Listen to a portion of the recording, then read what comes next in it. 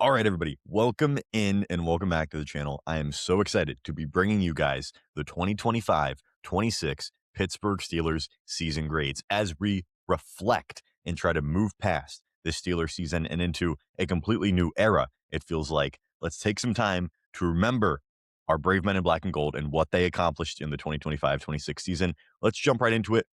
Aaron Rodgers, quarterback room as a whole. I'm giving Aaron Rodgers in the quarterback room an A for the entire season. I'm standing 10 toes down. I know Aaron Rodgers was rough against the Houston Texans. I know it was a terrible last game.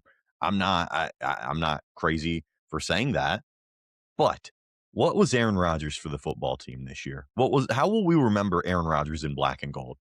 I think he should be remembered as the perfect quarterback for the 2025-26 Steelers. I made a video on it a couple weeks ago. You should totally go watch it. It makes a lot of sense. Aaron Rodgers, more times than not, dug this team out of holes that they would not have been able to dig out of had they had just about any other young quarterback or any other retread at quarterback.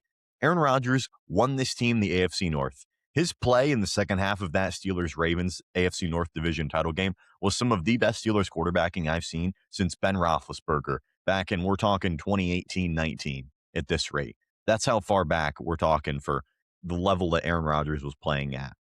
I know it's a low bar for Steelers quarterbacks over the last couple of years and how well they've played, but Aaron Rodgers should be celebrated and Aaron Rodgers should be appreciated for all he was able to accomplish this season with the Steelers. This was a team that was very much win now. It's clear now that maybe Mike Tomlin built up a little bit of a roster with a lot of older guys, such as Aaron Rodgers, to try to have one last playoff run. Aaron Rodgers did all he could and got him there with what ended up being a pretty subpar offense overall. 25th in total offense in the National Football League, and not a good defense either. They were 25th or 26th overall. Just not great units in totality. Aaron Rodgers was the X factor for this offense more times than not. I'm going to give him an A on the season. Not much more you can ask for than 27 touchdown passes, over 3,300 yards, 7 interceptions. That's a good quarterback season, especially for someone who is 42 years old and learning an entirely new system and an entirely new offense. A for Aaron Rodgers. Moving on to the running back room. Guys, we're starting off hot. I'm going to give the running back room an A too. Is that crazy? Jaylen Warren led this team with a little over 900 rushing yards. I believe it was 958 total on the season, actually. I'm looking at it. Kenneth Gainwell was the real story of this running back room this season. Jaylen Warren was supposed to go into this year as the bell cow running back one, and there was a lot of speculation whether or not, Warren would be able to handle that kind of workload, how he would kind of deal with it. He'd always been the, 1B or number 2 to Najee for the first couple of years of his career. Jaylen Warren did good, but Kenneth Gainwell stole the show this year. Gainwell led the team in catches. He was their consistent number 1 receiving option, and he was pretty decent on the ground too. Kenneth Gainwell obviously won team MVP, but in totality, this group really kept the Steelers going. For so long, we've been waiting to see a Pittsburgh Steelers team, a Mike Tomlin team that can actually run the ball pretty decently, can actually establish the run. That was what this running back room provided, and they provided a lot in the Steelers. Some cushion when they didn't have receivers. Obviously, the big story of this season was Steelers don't have any receivers. The tight end deployment is very weird. They use like 5 of them in all kinds of different ways. The running back room was always consistent. And the emergence of Kenneth Gainwell, I think, is something that's going to help the Steelers for years to come. Even though we look at the Steelers as in terms of a soft rebuild, Kenneth Gainwell's a player you can see being with this team for a long time. Jaylen Warren's also a player you can see being with this team for a pretty decent amount of time. For those reasons, in totality, this running back room is something you could build around. A for the season for them. All right, let's move on. The tight end room, everybody's favorite segment of the standard, the tight end power rankings. I'm going to bring you guys right now the end of season official Steelers by Joey tight end power rankings for the 2025-26 season. Number 1 is Mr. Darnell Washington. Shout out Darnell Washington, another guy that I think can be a part of this team for a really long time. Emerged as a really good threat in the passing game this year, something he really hasn't been for the first couple of years of his career, and he continues to be a phenomenal blocker in the run and pass game. He is an extra lineman. That's what he was drafted to be, but really his receiving threat is what emerged this season, and I really hope that he continues to develop and blossom in that role, especially if the Steelers go out there and they, maybe get a little bit of an offensive coach or a really competent offensive coordinator. I'm interested to see the different types of ways they could deploy and use someone like Darnell Washington. He was the best tight end in the tight end room this season. Number 2, we're giving it to Mr. DK Metcalf. All right. I debated between him and Pat Frymouth. I really did. Who, spoiler alert, is going to be number 3 on this list. But DK Metcalf, whenever he played, he was pretty good for the Steelers this year. We'll get into the wide receiver room, and I'll give you my real honest thoughts on DK here in a minute, so stay tuned. But in totality, 850 receiving yards, 15 games played. You know, good for DK Metcalf. We'll move on. Number 3, Pat Freiermuth. And I think a lot of it was deployment this year for Pat Freiermuth. I know Jack and I have been pretty critical of Pat Freiermuth, and it's not his fault that he's on a contract that he may or may not deserve. But the deployment of Pat Freiermuth, especially towards the end of the year, was very weird. It became incredibly obvious to everyone that Jonnu Smith should not be on the field. Jonnu Smith was a subpar blocker. He was a subpar receiving threat. It was just not working. They were trying to put him in the backfield, and while he got like 8-9 yard chunks, why are we doing that? It just seemed like a waste of everybody's time. Jonnu Smith was public enemy number 1 at the end of the year. And everybody's like, free Pat Freiermuth, free 88. And I do think Pat Freiermuth deserved more opportunities down the end of the season because he played well. He did what he could. I mean, he had limited snaps. There were points, late in the season in a game against the Cleveland Browns with the division on the line. He had 17 snaps. 17 snaps for someone you're paying $12 million a year. That comes down to coaching. And that comes down to deployment at the end of the day. So I'm excited to see what Pat Freiermuth can do next year, again, with hopefully a competent offensive coordinator, a new head coach, a new philosophy. I think Washington and Freiermuth can be a really good 1-2 tight end punch for years to come. We'll move on. Number 4 is none other than the tush push, Connor Hayward. And he didn't really do a whole lot this season. But what Connor Hayward is he's a willing blocker, a competent blocker, I'll even add. And he had his own play in the playbook. The tush push, the Connor Hayward tush push, it got a little weird, times down the season. I was very worried that Arthur Smith would deploy it at a time where, man, it wouldn't look pretty and it didn't look good. We kind of got a taste of that against the Baltimore Ravens in the AFC North Championship game where Cam Hayward was on the field trying to push Connor and it didn't get a first down. Then the Steelers go out, they run it again, they get a touchdown with it. So all is forgiven on that front, I suppose. But Connor Hayward, interested to see what he does as far as his future with this football team. But I will say this about him. Very good blocker, and he has his own play in the playbook that worked for the Steelers a good bit this year. So I'll give him that. He's not last place in the tight end power rankings list. Who is last place on the tight end power rankings for the 2025-26 season? You may find yourself asking. It's none other than Jonnu Smith. The Jonnu Smith trade was a complete and total failure for the Pittsburgh Steelers. In 17 games played this season, Jonnu Smith had 38 receptions for 222 yards and 2 touchdowns.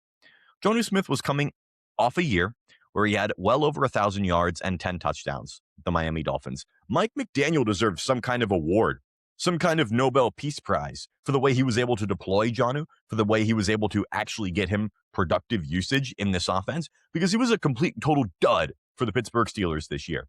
It was clear, like I said, down the stretch of the season, Jonnu Smith was a terrible blocker, could not be a good run blocker, was terrible in pass pro, and he couldn't catch anything. In the playoff game, he had negative yards receiving. Just over 200 yards on the season. That is ridiculous for a guy that you invested serious capital in to get. I know him and Ramsey were a package deal, but the Steelers still shipped off a several-time All-Pro to get him. Jalen Ramsey did play an important role for him. We'll talk about Jalen Ramsey in a minute because he played a really good role for the Steelers this season. Jonnu Smith should be looked at as a massive failure. I would be shocked if Jonnu was on this football team next year. With all due respect, he is dead last, number 5 on the tight end power rankings this season. But overall, the tight end room, what do they get? I'll give them a C. And, obviously we're basing these rankings off of what we expected them to be at the beginning of this season. We kind of thought they would be the focal point of the offense, in an Arthur Smith offense. Darnell Washington emerged very nicely. Pat Freiermuth was used weirdly. Connor Hayward had his own play. Jonnu Smith was a dud. And when I give them a C, I'm not being mean to the players because I know this is what we were expected them to be. I blame the tight end room, kind of being whatever it was this season, solely on Arthur Smith. That's what I blame this one off of. So, Arthur Smith, this was your room. And I walked away kind of like, it was pedestrian. It was nothing, that I hadn't seen before. You have a bunch of guys. I know Darnell got hurt late in the season, but that was still no excuse to not use guys like Pat Freiermuth more, and it flat out wasn't used that way. I'd like to see this room used a little bit differently this season, obviously. Get Freiermuth involved more. Darnell Washington deserves a lot more. Connor Hayward, I don't know if he's going to be with the team. He probably will. Jonnu, I'd be shocked. I just want to see better. C for the season for the tight end room. Wide receivers. Wide receivers get our first F. And I don't have to explain much. DK Metcalf was at a $31 million a year clip that the Steelers signed him to. He was a massive failure this season. 850 yards, led the team. DK had 6 touchdowns through the air, 15 games played. At no point was he ever on pace for 1,000 yards this season for the Steelers.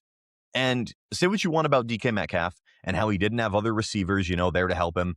I think that's a fair point because the Steelers, for the second year in a row, refused to get a competent wide receiver 2 to complement their wide receiver 1. Now, DK Metcalf almost cost this team the division.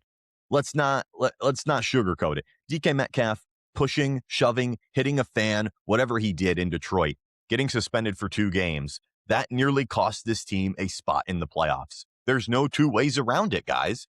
If Tyler Luke makes that 44-yard field goal, I really think people would be much harsher on DK Metcalf and what he did in that game against Detroit than ever before. DK Metcalf would be looked at as the guy who cost the Steelers a division title.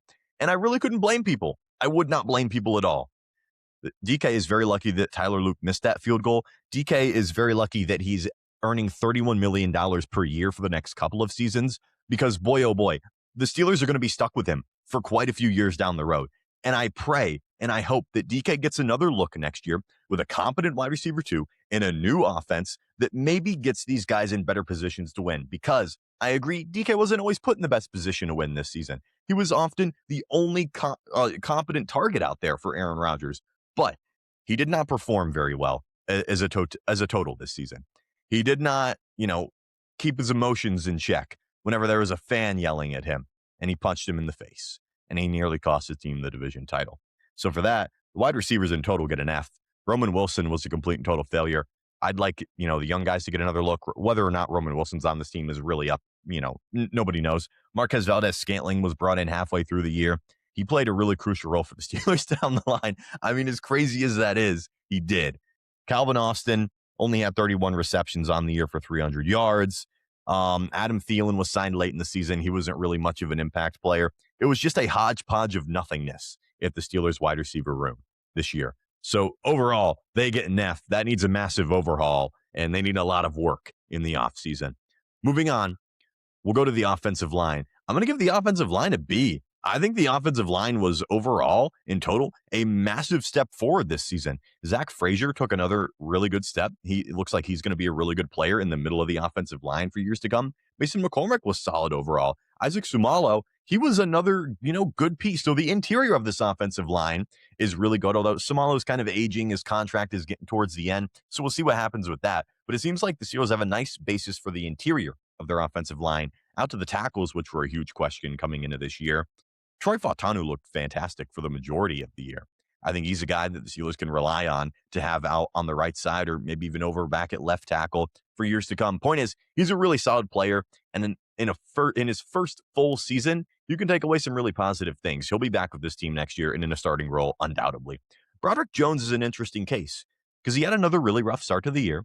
And then he seemed to be gaining some momentum, had a couple of nice games strung together before, he got injured against the Chicago Bears. And in comes Dylan Cook, who played pretty well in his stead. He was pretty rough against the Houston Texans, allowed a couple of pressures and a sack. But I like the way Dylan Cook played. At absolute worst, I think Broderick Jones and Dylan Cook will be in a position battle in training camp come August in Latrobe.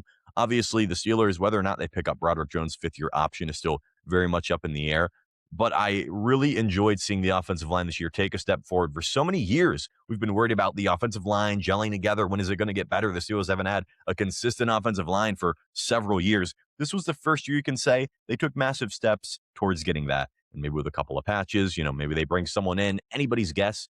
This is a good unit that the Steelers can rely on for a couple of years. This is a good basis for a team that needs to retool, is in a rebuild. Whatever you want to categorize the Steelers as, their offensive line is in a really good position overall to succeed. I'll give them a B in total for this season. All right, we'll move on to the defense. We'll start with the defensive line. This is a really tough eval, guys, because the defensive line is undoubtedly the strong point of the Steelers team. TJ Watt, Nick Herbig, Alex Highsmith, Cam Hayward, Derek Harmon, Keanu Benton, Y.A. Black. There's so many big names and so many guys that I know can be productive for this team. In total this season, though, all of these things, I want to give them like a C+. That feels harsh, but guys, they were 25th in stopping the run. They gave up an enormous amount of rushing yards. We knew that was a big issue coming into this year, and it didn't get better at any point this year. TJ Watt is getting paid $41 million a year. He was third on this football team in sacks. He had less sacks than Nick Herbig and Alex Highsmith. And I'm going to talk about TJ Watt when he was on the field, because obviously we can't control what happened with his lung. Obviously, that was a very scary situation. We can't control any of that. But when you're getting paid $41 million a year, you're expected to take a step up. You're expected to be the best player on the team, unquestionably. Guys, I don't know that TJ Watt was a better player than Alex Highsmith this year. In fact, he wasn't. He straight up was not. Alex Highsmith was more productive. Alex Highsmith made more big plays. TJ Watt, when he was on the field, yeah, he had a couple of splash plays, but you're hoping for more with a guy that's getting paid $41 million per year. Now he's going to have a new head coach, a new defensive coordinator. I don't know. It's a really kind of bleak outlook for a guy that's getting paid $41 million a year. I don't think that's crazy to say whatsoever, guys. Nick Herbig took another big step up. He was a nice player for the Steelers this year. I will say the production was pretty spotty for him. He had some games where he was very quiet, and then he had some games where he was incredibly disruptive.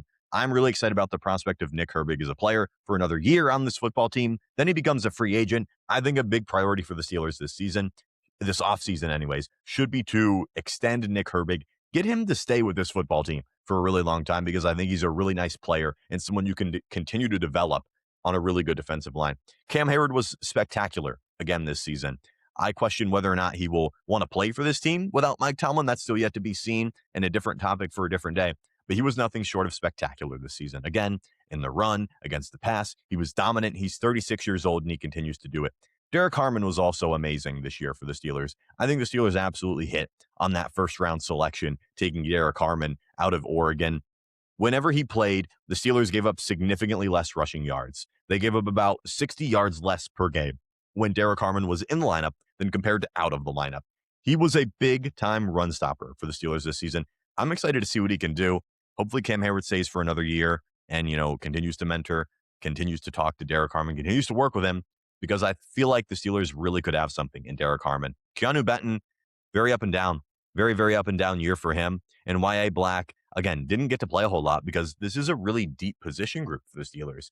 But as a whole, the rushing defense was just a little bit too much for me. I'm going to give them a C+. Maybe we'll give them in between a C+ and a B. Maybe I'm crazy. I feel like people will get mad at me for that one. But at the end of the day, those are the facts. The Steelers were not good at stopping the run whatsoever this season. And that's what they brought a lot of these guys in to do. And, rushing the quarterback, I guess the edge rushers were very, very good. Except TJ Watt. He had his worst season since he was a rookie. I'm gonna need to see more from him moving forward, because he needs to be the Steelers' best player. He needs to be. When he's getting paid like that, he needs to be. Him and DK Metcalf are making the most money on the team, and they were two of the biggest disappointments on this team this season. There's no way around that. C+ for the defensive line overall this season. We'll go to the linebackers. I feel like I'm being really nice, but I'll give them a D. Patrick Queen was rough this season. Patrick Queen was really rough.